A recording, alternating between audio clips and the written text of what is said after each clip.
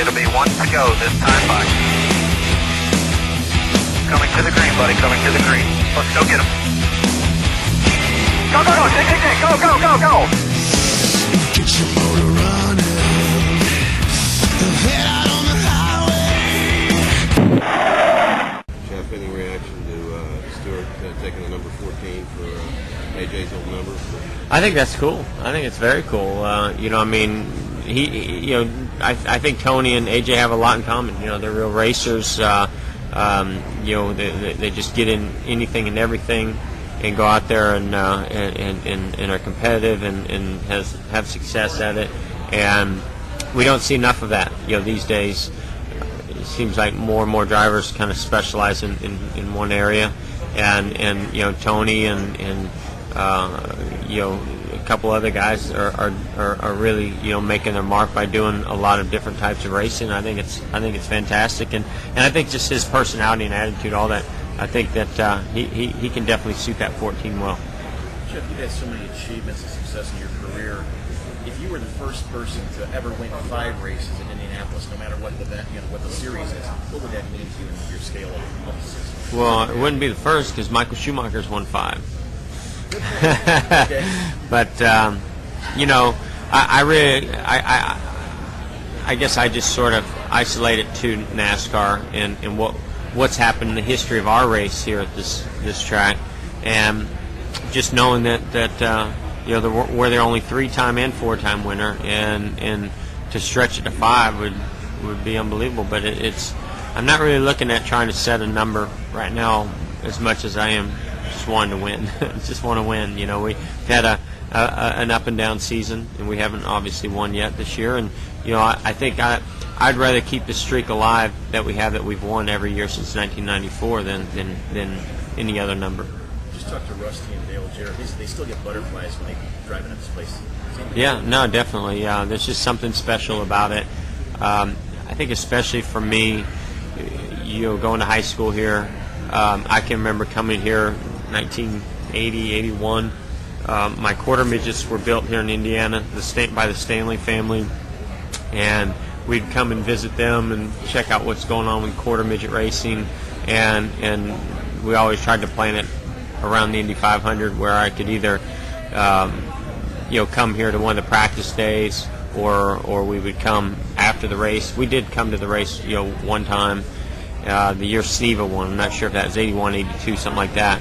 And so I have a lot of memories as a kid. There's not too many guys that raced in NASCAR that came to the Indy 500 as a kid. I mean, maybe Tony, maybe Newman, but not many. And so I think that those people that have those memories, and experiences, look at this race and this racetrack in a whole different way. And there's no doubt that you get chills coming into this place. Because it is the Brickyard, do you take more chances at the end if you're in a position to win it?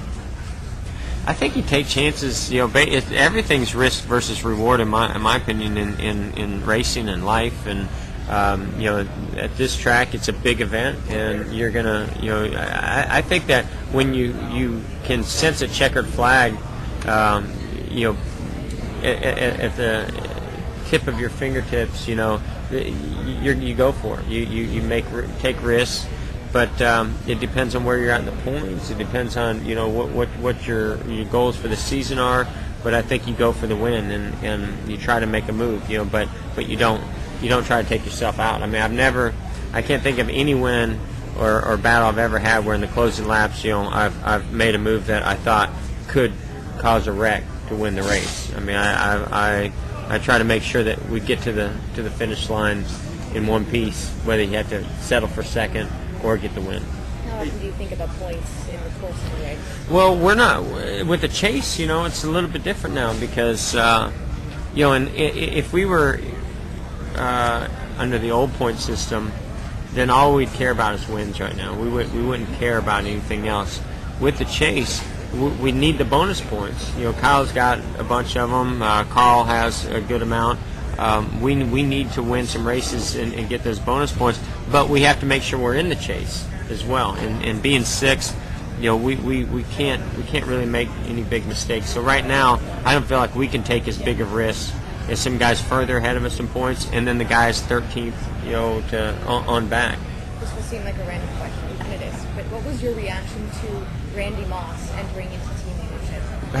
I met Randy several years ago at an event down in Orlando, and he was super cool and seemed to know a lot more about NASCAR than I thought he would. So it's no surprise to me. He's always had an interest in it, and he spent a lot of time around North Carolina to understand it. So no big surprise. It's cool, and I hope it works out well for him. What does he need to know? What does he need to be prepared for to be successful, to make an impact? That you need very deep pockets, and you're going to spend a lot of money.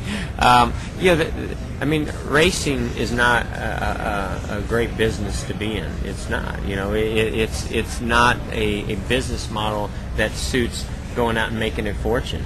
There are some teams that do well, and some teams that struggle just to make it by, and some that fold. So it's, I guess, a lot like most businesses.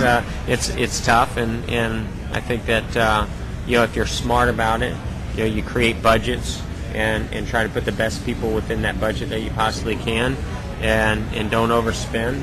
Then I think you can be successful. Thank you. Thank you. Have a good weekend.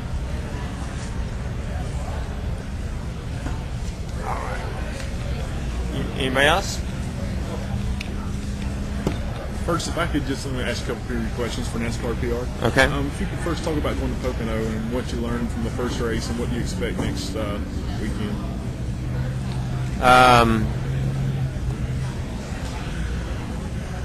Trying to think about the first Pocono, what we learned. They put the strip. I know they put the new strip up there. Did that help a lot? Help? No, I wouldn't say it helped.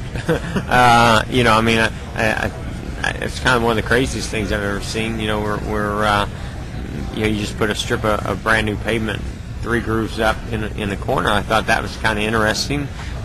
Made for an interesting race for sure, but we can't say it necessarily helped anything. It's hard to say, but I think that Pocono is a very, very challenging racetrack for this car. It's really rough. We don't have a lot of travel to be able to handle big bumps like that. It's fast, it's flat, so it's definitely a track that you need good track position. We didn't qualify good there, so I'm hoping we can go back and qualify a lot better. Okay, and last one. I apologize for throwing you off on these. I know we're at Indy, but Watkins Glen. You just talk. I'll say this: we see a lot of times a lot of altercations there. Do you go into a road course with the same mentality? Maybe it's a short track that you got to leave your feelings at the door when you come in. A little bit, because you have to outbrake guys into the corners. Really, the only way you can pass, and when you do that, you're taking risks. That you can miss a shift, you can wheel hop, you can get into somebody, lock a wheel up, whatever.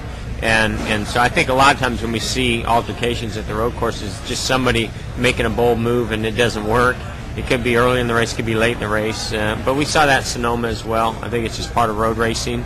And Watkins Glen, I love racing at Watkins Glen. It's a fast, track that suits our cars, I think, very, very well as far as road racing is concerned. That's perfect.